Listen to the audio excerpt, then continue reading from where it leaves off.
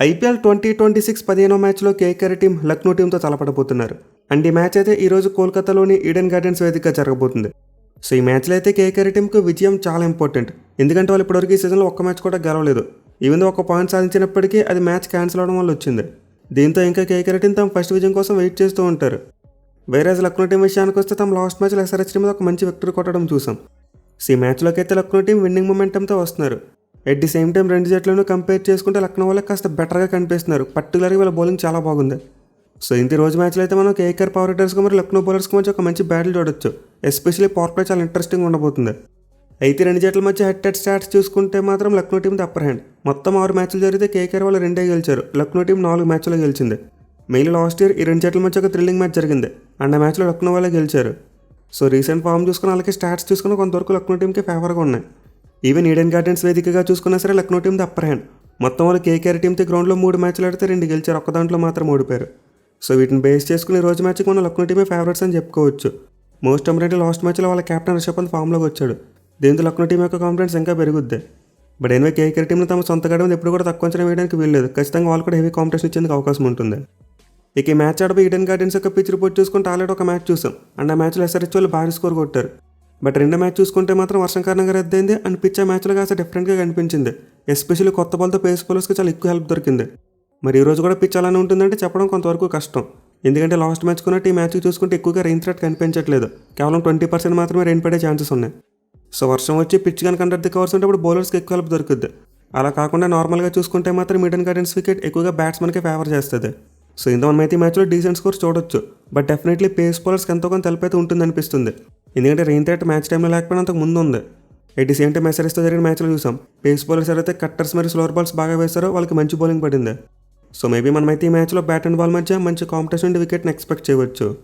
ఇక ఈ గ్రౌండ్ యొక్క స్టాట్స్ విషయానికి వస్తే ఇప్పటివరకు మొత్తం 102 ఐపీఎల్ మ్యాచెస్ జరిగాయి. అంటే 102 మ్యాచ్ల్లో ఫస్ట్ బ్యాటింగ్ చేసిన టీం 43 మ్యాచ్లో గెలిస్తే చేజింగ్ చేసిన టీమ్స్ 57 మ్యాచ్లో గెలిచాయి. అలాగే ఈ గ్రౌండ్లో ఫస్ట్ ఇన్నింగ్స్ యావరేజ్ స్కోర్ చూసుకుంటే 165 రన్స్గా ఉంది. సో క్లియర్లీ ఈడెన్ గార్డెన్స్ అయితే ఒక చేజింగ్ వికెట్. బట్ లాస్ట్ మ్యాచ్లో KKR captain Ajinkya Rahane surprisingly toss గెలిచి ముందుగా బ్యాటింగ్ తీసుకున్నాడు. అది కూడా రెయిన్ థ్రెట్ ఉన్నా సరే. కానీ ఈ మ్యాచ్లో మాత్రం అలాంటి మిస్టేక్ చేయకూడదు. మెయిన్లీ మ్యాచ్ ముందు పిచ్ కనుక అండర్ ది కవర్స్ ఉంటే ఫస్ట్ బ్యాటింగ్ చేయడం చాలా అంటే చాలా కష్టమైన విషయం. సో రికార్డ్స్ని బేస్ చేసి చూసుకున్నా అలాగే కండిషన్స్ బట్టి చూసుకుని ఈ మ్యాచ్లో టాస్ కలిస్తే ముందుగా ఫీల్డింగ్ చేయడమే బెటర్. లేదా అసలు డే మొత్తం వర్షం పడలేదు పిచ్ డ్రైగా ఉందనుకుంటే మాత్రం ఫస్ట్ బ్యాటింగ్ చేయడం కూడా ఏమాత్రం బ్యాడ్ ఆప్షన్ కాదు. ఇక టీమ్స్ విషయానికి వస్తే కేకేఆర్ టీం అండర్ ప్రెజర్ కనిపిస్తున్నారు. అయితే ఈ మ్యాచ్ చూసుకుంటే మాత్రం వాళ్ళకి కొన్ని గుడ్ న్యూసెస్ ఉన్నాయి. ఎస్పెషల్లీ క్యామరన్ గ్రీన్ అతనైతే ఫుల్ ఫిట్నెస్ సాధించాడంటే దీంతో మ్యాచ్ నుంచి అతను బౌలింగ్ చేసేందుకు కూడా అవకాశం ఉందని చెప్పి వార్తలు వస్తున్నాయి. ఇన్ఫాక్ట్ నెట్స్లో చాలా ఎక్కువగా బౌలింగ్ ప్రాక్టీస్ కూడా చేశాడంటే. సో గ్రీన్ కనుక ఎక్స్ట్రా సీమ్ బౌలింగ్ ఆప్షన్ ఇస్తే ఖచ్చితంగా కేకేఆర్ టీంకి చాలా హెల్ప్ అవుద్ది. అయితే లాస్ట్ మ్యాచ్ చూసుకుంటే మాత్రం నరేన్ మరియు వరుణ్ చక్రవర్తి ఇద్దరు అందుబాటులో లేరు. ఇద్దరికి ఇంజరీస్ ఉన్నాయని చెప్పారు. బట్ ఈ మ్యాచ్లో మాత్రం ఖచ్చితంగా నరేన్ కంబ్యాక్ ఇస్తాడు. ఇన్ఫాక్ట్ లాస్ట్ 2 డేస్ చాలా ఎక్కువగా ప్రాక్టీస్ కూడా చేశాడంట. అయితే వరుణ్ చక్రవర్తి విషయంలో చూసుకుంటే మాత్రం ఇంకా డౌట్స్ ఉన్నాయి. అతని చిటికన వేలుకి అయిన గాయం ఇంకా పూర్తిగా తగినట్టు రిపోర్ట్స్ లేవు. బట్ ఎనివే వరుణ్ కూడా నెట్స్లో ప్రాక్టీస్ చేస్తూ కనిపించాడు. దీంతో మ్యాచ్ స్టార్ట్ అయ్యే టైంకి ఏమైనా ఫుల్ ఫిట్నెస్ సాధిస్తే మాత్రం అతను కూడా ప్లేయింగ్ లోన్లోకి వచ్చే అవకాశాలు ఉంటాయి. బట్ ఎనివే ఓవరాల్ సెటప్ చూసుకుంటే మాత్రం కేకేఆర్ టీంకి టాప్ ఆర్డర్ కాస్త కూస్తో పెర్ఫామ్ చేస్తున్నారు. అంటే ఫినల్ అండ్ 2 క్యామ్ ఇన్నింగ్స్ ఆడాడు. వేరేజ్ రహానే ఫస్ట్ మ్యాచ్లో 50 కొట్టాడు. అండ్ ఎంక్రీస్ రెగ్వెన్సీ చూసుకున్న 2 50s కొట్టాడు. వేరేజ్ మిడిల్ ఆర్డర్లో ఇంకో 2 క్యామిల్ ఆడాడు అంతే. బట్ మిగతా టీం మెంబర్స్ ఎవరు కూడా సరిగ్గా పెర్ఫామ్ చేయలేకపోతున్నారు. బౌలింగ్లో కార్తిక్ తాగి ఒక్కడే కాస్త కూర్చో చెప్పుకోదగా బౌలింగ్ చేశాడు అంతే. సో కేకేఆర్ టీంకి అయితే చాలా మంది ప్లేయర్స్ ఫామ్లోకి రావాల్సిన అవసరం ఉంది. ఎస్పెషల్లీ గ్రీన్ మరియు రమన్దీప్ సింగ్ ఇద్దరు చాలా ఇంపార్టెంట్ ప్లేయర్స్ బ్యాటింగ్లో. అలాగే బౌలింగ్ చూసుకున్న వరుణ్ చక్రవర్తి ఫామ్ చాలా పూర్గా కనిపిస్తుంది. ఎక్కువ రన్స్ ఇచ్చేస్తున్నాడు. ఒకవేళ ఈ మ్యాచ్లో ఆడితే అతను ఖచ్చితంగా మంచిగా బౌలింగ్ చేయాలి. అలాగే వైభవ్ రావు చూసుకున్న బ్లెస్సింగ్ ముజర్బానీ చూసుకున్నా వీళ్ళు కూడా కొంతవరకు రన్స్ ఇస్తున్నారు. సో కేకేఆర్ టీంకి బ్యాటింగ్లో ప్రాబ్లమ్స్ ఉన్నాయి. అలాగే బౌలింగ్లో కూడా ప్రాబ్లమ్స్ ఉన్నాయి. ఎస్పెషల్లీ బ్యాటింగ్లో చూసుకుంటే పవర్ ప్లేలో బాగానే రన్స్ కొడుతున్నారు. కానీ మిడిల్ ఓవర్స్లో స్లో అయిపోతున్నారు. అండ్ డెత్ ఓవర్స్లో ఫినిషింగ్ కూడా బాగా రావట్లేదు. బట్ నేను ముందు చెప్పినట్టు గ్రీన్ కనుక బౌలింగ్ వేయడం స్టార్ట్ చేస్తే ఖచ్చితంగా వాళ్ళకి ప్లస్ అవుద్ది. ఎస్పెషల్ ఆ టీంలో ఉన్న మెయిన్ పేస్ బౌలర్స్ మీద కాస్త ఒత్తిడి తగ్గుద్ది. బట్ ఎనివే మ్యాచ్ కనుక వరుణ్ చక్రవర్తి ఫిట్గా లేకపోతే కేకేఆర్ వాళ్ళకి ఎక్స్ట్రా పేసర్ని తీసుకుంటారు. అంటే నవదీప్ సైనిని కంటిన్యూ చేసేందుకు అవకాశం ఉంటుంది. అదర్వైజ్ రోమన్ పౌల్ ప్లేస్లో సునీల్ నారాయణ వస్తాడు. అండ్ నవదీప్ సైని ప్లేస్లో వరుణ్ చక్రవర్తి వస్తాడు. సో విధంగా ఈ మ్యాచ్ కోసం కేకేఆర్ టీంలో 2-3 మార్పులు జరిగేందుకు అవకాశాలు అయితే కనిపిస్తున్నాయి. ఇక లక్నో టీం విషయానికి వస్తే లాస్ట్ మ్యాచ్లో గెలిచాక మంచి కాన్ఫిడెంట్గా ఫీల్ అవుతారు. బట్ స్టిల్ వీళ్ళకి కూడా బ్యాటింగ్లో సమస్యలు కనిపిస్తున్నాయి. ఎస్పెషల్లీ ఒక ఓపెనర్ మిచెల్ మార్ష్ అంతలా ఫైర్ అవ్వట్లేదు. At the same time middle order batsmen చూసుకుంటే ఎవరు కూడా చెప్పుకోదగ్గ బ్యాటింగ్ చేయలేకపోతున్నారు. పర్టికులర్గా నికోలస్ పురాన్ ఫెయిల్యూర్ ఆ టీంకి ప్రాబ్లంగా మారింది. సో యాక్చువల్గా లక్నో టీం టాప్ ఆర్డర్ మీద హెవీగా డిపెండ్ అయ్యే టీమే. బట్ వాళ్ళకి సమస్య ఏంటంటే ఈ సీజన్లో అనుకున్న స్టార్ట్స్ రావట్లేదు. ఓపెనర్స్ అంతలా క్లిక్ అవ్వట్లేదు. At the same time middle ఆర్డర్లో నికోలస్ పురాన్ కూడా చెప్పుకోదగ్గ ఇన్నింగ్స్ ఒక్కటే ఆడలేదు. అయితే రిషబ్ పంత్ మాత్రం లాస్ట్ మ్యాచ్లో ఒక మంచి నాక్ కొట్టాడు. ఎస్పెషల్లీ అతను టాప్ ఆర్డర్లో బ్యాటింగ్ చేసేలా ఉంటే వన్ డౌన్లో చేయడం బెటర్ అని చెప్పి మనం మాట్లాడుకున్నాం. అండ్ ఎగ్జాక్ట్లీ లాస్ట్ మ్యాచ్లో వన్ డౌన్లో బ్యాటింగ్ వచ్చాడు అండ్ సక్సెస్ కూడా అయ్యాడు. సో మోస్ట్లీ మరోసారి లక్నో టీం యొక్క బ్యాటింగ్ అసలు ఎక్కువగా వాళ్ళ టాప్ ఆర్డర్ మీద ఉంటాయి. బట్ లాస్ట్ టైం ఇదే గ్రౌండ్లో కేకేఆర్ టీంకి అగెన్స్ట్గా మ్యాచ్ అయినప్పుడు నికోలస్ పూరన్ ఒక అద్భుతమైన నాక్ కొట్టాడు. మిగిలిన అతనికి ఈ గ్రౌండ్లో చూసుకుంటే బ్యాటింగ్ యావరేజ్ 78 వరకు ఉంది. సో దీంతో ఈ మ్యాచ్లో పూరన్కు కంబ్యాక్ చేసేందుకు చాలా మంచి అవకాశం కనిపిస్తుంది. అతను కనుక ఒక 5 నాక్ ఆడితే ఖచ్చితంగా లక్నో టీం తమ ఛాన్సెస్ని ఫ్యాన్సీ చేసుకుంటారు. ఒకవేళ బౌలింగ్ విషయానికి వస్తే పేస్ బౌలర్స్ అద్భుతమైన బౌలింగ్ చేస్తున్నారు. ఎస్పెషల్లీ మహమ్మద్ షమి పవర్ ప్లేను రూల్ చేస్తున్నాడు.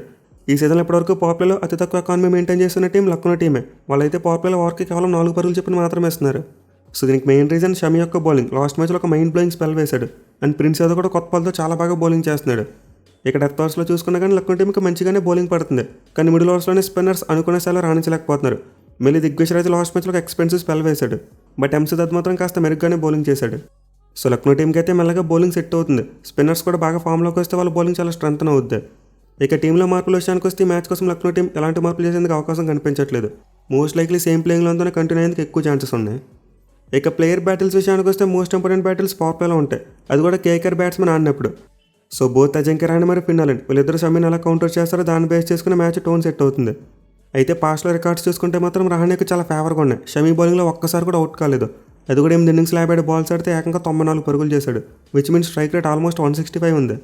సో నిజంగా ఇదైతే ఇంపెకబుల్ రికార్డ్ అని చెప్పుకోవచ్చు. రహానె ఈ రికార్డ్ ఈ మ్యాచ్లో కూడా కంటిన్యూ చేస్తే కేకేఆర్ టీంకి చాలా మంచి స్టార్ట్ వస్తుంది. వేరే ఫిన్ అలెన్ విషయానికి వస్తే ప్రస్తుతం లక్నో టీంలో ఉన్న బౌలర్స్ ఎవరు కూడా ప్రీవియస్గా ఫేస్ చేయలేదు. కానీ ప్రిన్స్ యాదవ్తో పాటు షమి అతను ఎలా ఆడతాడో చాలా ఇంట్రెస్టింగ్ ఉండబోతుంది. ఇక కేకేఆర్ బ్యాటింగ్ సైడ్ నుంచి ఇంకా ఇంట్రెస్టింగ్ బ్యాటిల్స్ ఏమీ కనిపించట్లేదు. అంటే గతంలో జరిగిన పెద్దగా ఏమీ లేవు. బట్ మనమైతే అంక్రిష్ రఘువంశ్ అలాగే దిగ్విజయ్ రైతు యంగ్స్టర్స్ మంచి ఒక మంచి బ్యాటిల్ చూడొచ్చు. At the same time green కూడా దిగ్విజయ్ రైతుని ఎలా ఆడతారో చూడాలి. ఇక్కడ డెత్ ఓవర్స్లో రింకు సింగ్ మరి రవేష్ ఖాన్కి మంచి ఒక మంచి బ్యాటిల్ చూడొచ్చు మనం. గతంలో ఇద్దరు మంచి మరి హెవీ బ్యాటిల్ జరగలేదు కానీ మనమైతే ఈ మ్యాచ్లో మంచి బ్యాటిల్ని ఎక్స్పెక్ట్ చేయవచ్చు. పర్టికులర్గా రింకు సింగ్కి లక్నోకి విడదీయడానికి సంబంధం ఉంది. మన గతంలో కొన్ని సందర్భాలు చూసాం. లక్నోకి అగెన్స్ట్గా రింకు సింగ్ చాలా మంచి బ్యాటింగ్ చేశాడు. ఓడిపోయే మ్యాచెస్ని ఆల్మోస్ట్ గెలిపించినంత పని చేశాడు. బట్ చివరిలో లక్ కలిసి రాకపోవడం వల్ల గెలిపించలేకపోయాడు. సో ఇంత ఈ మ్యాచ్లో మరోసారి మనం రింకు సింగ్ నుంచి ఫైర్ వర్క్స్ ఎక్స్పెక్ట్ చేయవచ్చు. మీరు డెత్ ఓవర్స్లో లక్నో పేసర్స్ని ఎలా కౌంటర్ చేస్తాడో చూడాలి. ఇక ఎల్ఎస్జీ బ్యాటింగ్ సైడ్ నుంచి చూసుకుంటే రిషబ్ పంత్ సునీల్ నరేన్ చాలా ఇంపార్టెంట్ బ్యాటిల్. మళ్ళీ రిషబ్ పంత్కి బోత్ నరేన్ మరియు వరుణ్ ఇద్దరి మీద కూడా అంత మెరుగైన రికార్డ్ కనిపించట్లేదు. స్ట్రైక్లు అయ్యాడు. స్ట్రైక్ రేట్ తక్కువ ఉంది.